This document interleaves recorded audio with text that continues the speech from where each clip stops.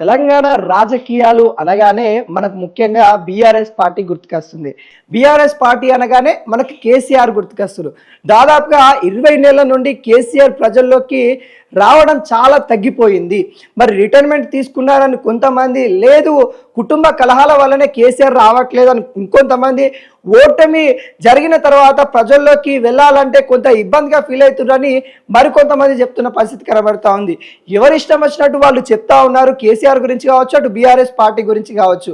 కానీ కేసీఆర్ మాత్రము ఒక స్టాండ్ మీద ఉన్నారన్నట్టు కూడా వార్తలు అయితే వస్తూ ఉన్నాయి. బీఆర్ఎస్ పార్టీని మళ్ళీ వచ్చే ఎలక్షన్లో పవర్లోకి తీసుకురావాల్సిందే అనే విధంగా తను కేసీఆర్ ప్రణాళిక చేస్తూ ఉన్నారనే వార్తలు కూడా ఇప్పుడు చక్కర్లు కొడతా ఉన్నాయి. కల్వకుంట్ల కవిత బీఆర్ఎస్ పార్టీ నుండి సస్పెండ్ అయిన తర్వాత కొత్త పార్టీ పెడుతుందనే వాదనలు కూడా వినిపిస్తూ ఉన్నాయి.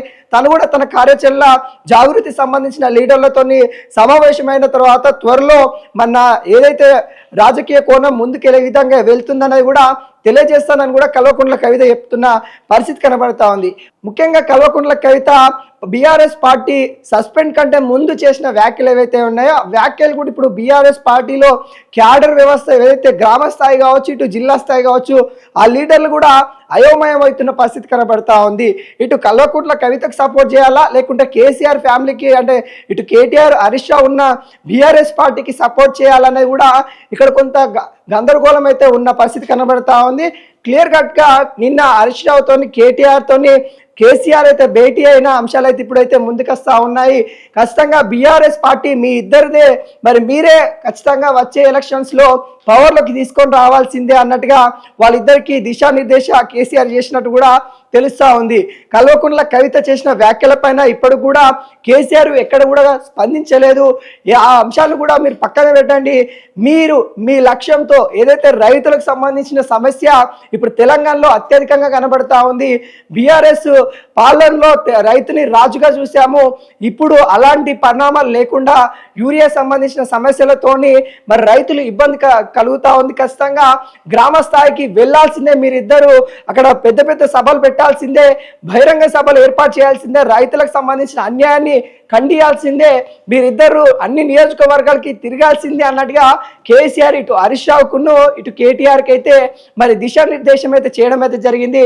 వాళ్ళిద్దరు కూడా కేసీఆర్ చెప్పిన మాట ఆచితూచకుండా ఖచ్చితంగా ప్రజల్లోకి వెళ్తాము, ఖచ్చితంగా ప్రజల సమస్యలు ఏవైతే ఉంటాయో వాటిన్నింటి మీద కాంగ్రెస్ గవర్నమెంట్ని కడిగి పాడేస్తాం అన్నట్టుగా వాళ్ళిద్దరు సమాధానం చెప్పినట్టు కూడా కనబడతా ఉంది. నిన్న ఎర్రబెల్లి ఫామ్ హౌస్ లో కీలక భేటీ అయిన అంశాలు అయితే కనబడతా ఉన్నాయి.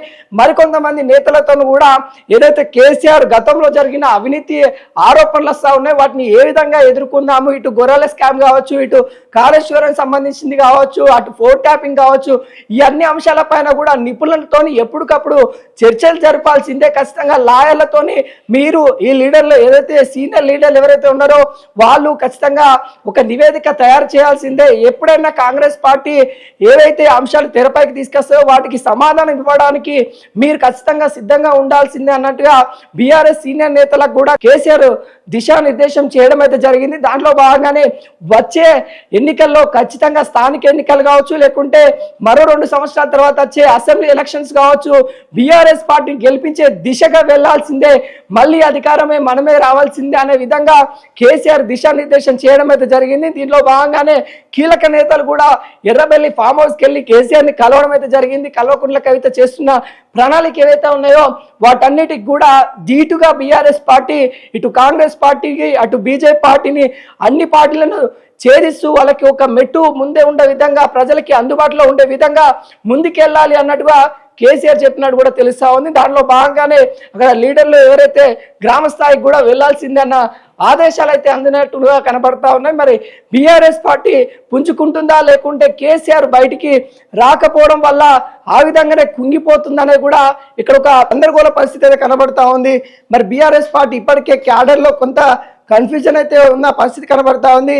అది క్లియరెన్స్ కావాలంటే ఖచ్చితంగా గ్రామ స్థాయికి లీడర్లంతా వెళ్లాల్సిందే అన్నట్టుగా కేసీఆర్ లీడర్లకైతే చెప్పడం అయితే జరిగింది. మరి చూడాలి బీఆర్ఎస్ పార్టీ స్థానిక ఎన్నికల్లో కావచ్చు, వచ్చే ఎన్నికల్లో ఏ విధంగా ముందుకెళ్తుందనేది కూడా చూడబోవాలి.